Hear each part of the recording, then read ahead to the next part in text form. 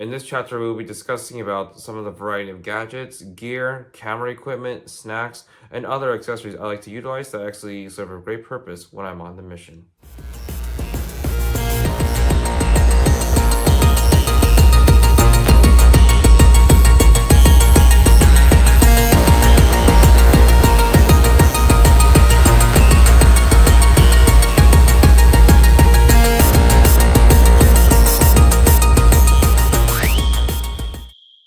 If you're looking to want to build your toolbox of all your wonderful gadgets, accessories, weapons, tools, and other varieties of, amenities that will be helpful or do you think will bring fun to you during the mission, one thing that you can start off with are selfie sticks.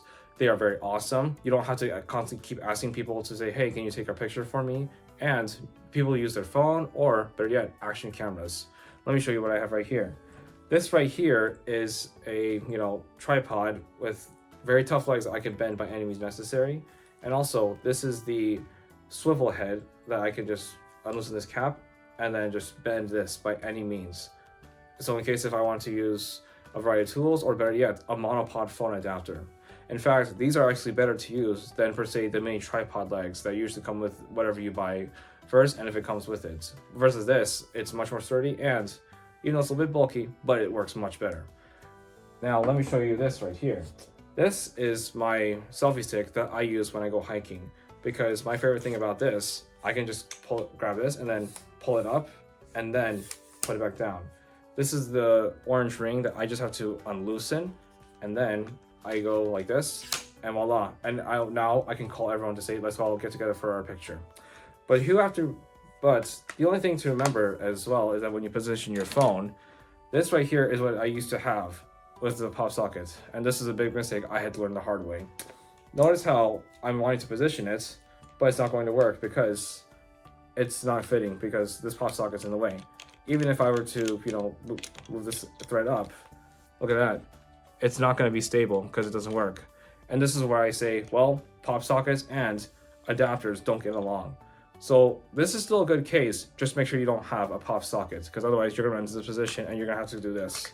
Pull it out and then position your phone and you're just losing time for yourself doing that.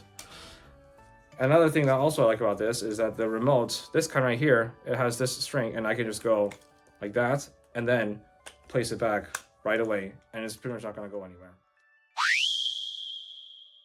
Electronic parts pouches are really awesome to utilize, especially for hiding special devices or better yet small parts, because if you don't keep those parts safe and secure then you're gonna have a very hard time and you're gonna probably just do the scramble around in your backpack looking for them. Here is what I have. This is made from the brand Travel On, a really great find for a cheap price at Sierra. And let me show you what I have here. Starting off with this front pouch, all I got is in here I got some electrolytes and also last but not least I got here a pen, and also this is a variety of different chargers that I could use, especially if I need to charge something, or even my phone if I have to. Then let me close this up. Then I open this, and here's where it is. I got one wired headset, another wired headset. I got in here. This is a Bluetooth, and then last but not least, in here, even though it's really small, but guess what these are? This right here is an adapter that which my father was nice to find, and he found two of these for me when we were in Korea. Because when I was in the Incheon airport, I had this with me, and a good thing I did because obviously, they use different adapters than probably most of what you have probably seen. The whole point of really this pouch is to keep all your small parts safe and secure, so, as I mentioned earlier ago, so you don't have to do the scrambling around just trying to find one thing. Instead, you could just pull this pouch out, and it's all in one place. As an experienced traveler, I cannot stress enough to you how important it is to have a first aid kit, especially everywhere you go. It doesn't matter if you have paper cuts or foot blisters or you're having to have head and body pain or whatever it is that just kind of happens as unexpectedly and you don't know how to prepare and to take care of yourself.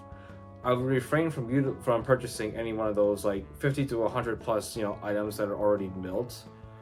Best to really is to build your own and slowly start accumulating stuff and place it in something like a Ziploc.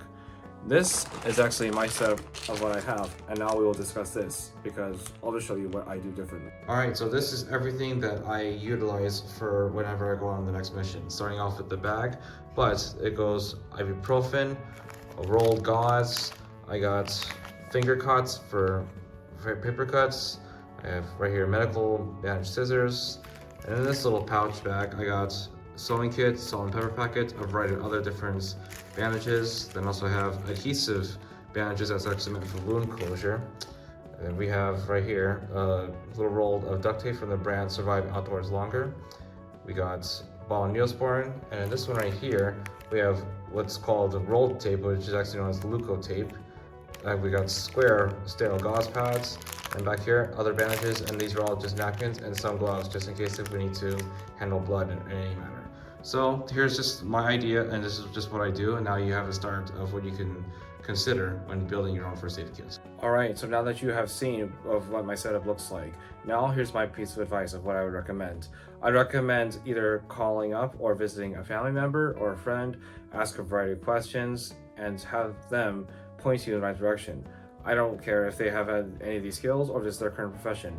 Doesn't matter if it is military and law enforcement, medical or nursing school, they have CPR and first aid certifications, they have traveled the world, maybe someone who is a current or former lifeguard, and also considering visiting your doctor in case maybe your doctor might have better advice.